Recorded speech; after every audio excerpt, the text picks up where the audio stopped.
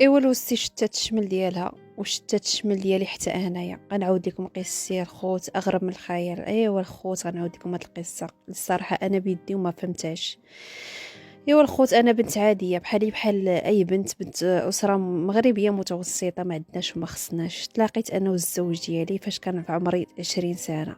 كنت غير دايزه انا من الطريق وتبعني وعطيتو النمره وبقيت كنتواصل انا وياه. طورت العلاقه ديالنا وجا خطبني من دارنا. هاد الزوج ديالي عنده غير هو اختو والام ديالو. الام ديالو كانت امراه ارمله، يعني الاب ديالو متوفي. صافي جات خطباتني هي وعمامو وتزوجنا. هذيك الساعه لوستي كانت مازال بلا زواج. راجلي كان خدام واحد الشركه.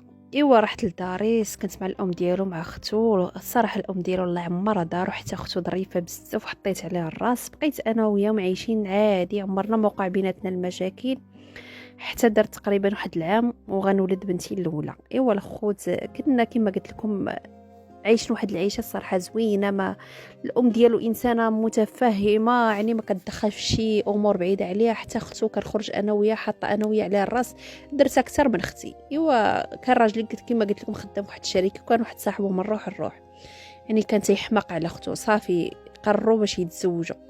فعلا راجلي وافق وزوج صاحبه باختو اللي هي لوسي. المهم درنا لهم العرس، حضرنا لعرسهم، داز كلشي مزيان بخير. لوسي غير مشات راحت غتصدق حامله. صافي حملات ولات بنيتها حتى هي، ولات كتجي عندي كنخرج انا وياها. اي حاجه بغيت نديرها كنعيط ليها كنتشاور معاها. بغات هي تسافر كتجي عندي ديما عندي الحوايج، بغيت انا نسافر كنمشي عندها. المهم عايشين واحد العيشه بحال اخت مع اختها. دازت تقريبا لمده 3 سنين على زواجها حتى دارت بنتها 3 سنين. ايوا الخوت بحكم ان الخدمه ديال راجلي وديال راجلها حيت خدامين في نفس الشركه، كل مره كاين اللي كيبات كاين اللي كيخدم بالنهار على حسب لي بيرمانونس اللي عندهم. مره كيبات راجلي مره كيبات راجلها، بل مره تيباتوا بجوج بيهم على حسب الخدمه والطبيعه ديالها.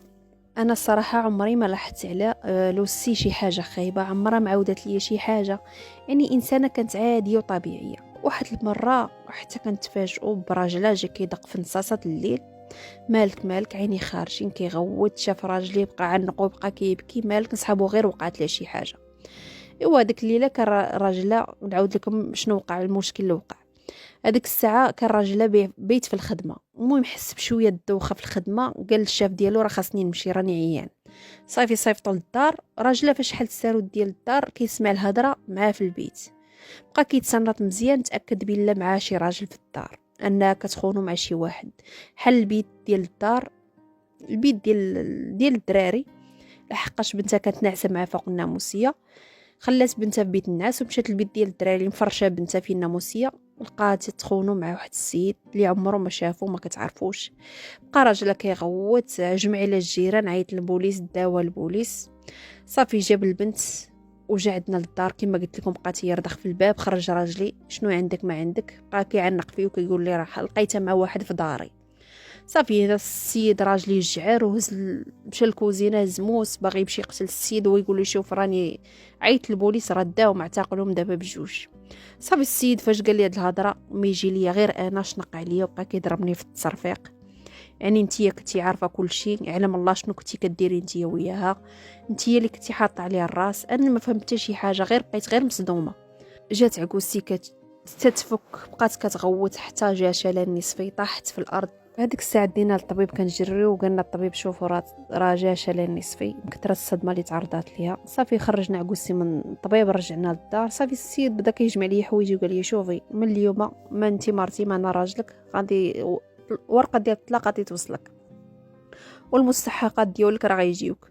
قلت لي شنو درت؟ واش اختك خانت راجلها وانا مالي؟ قال لي انت كنتي عالمه على كل شيء، كانت كتعاود لك كل شيء، كتعرفي اسرارها، علم الله شنو كنتي كديري انت وياه. انا ما بقيتش كنثيق بك لا انت لا هي، وهي غير تخرج من الحبس راه نقدر نصفيها لها. صافي السيد بحال حماق حتى لدرجه ان خرج من الخدمه. حتى الخدمه ما قدرش بقى يكمل فيها. صافي انا زيت بنتي وزيت حويجاتي ومشيت لدارنا. حاليا جالسه في دارنا لمده 3 شهور. انا ولو غيجي يرجعني ويقول لي سمحي لي ما رجعش ما لحقاش ظلمني وشي خرج له وشي يطلق، هي شتات شمله وشتات حتى شملي انا معها. كنقول حسبي الله ونعم الوكيل فيها، لحقاش دمرات لي حياتي وشتات لي الشمل ديالي وهاد الوصيه دي عمرها ما عاودت ليا شي حاجه او كنت عالمه انا على شي حاجه. انا بيدي كنت عارفه على شي حاجه غنقول لها لراجلي ونقول لها بعدي من هادشي او ننصحها، ولكن انا ما كان في خباري حتى شي حاجه. ايوا الخوت هذه قصتي، واخا راجلي ظلمني ولكن كنعذرو لحقاش اختو حطات لي وجه في التراب. ايوا هذه قصتي، شكرا لكم مسبقا وخليتكم على خير.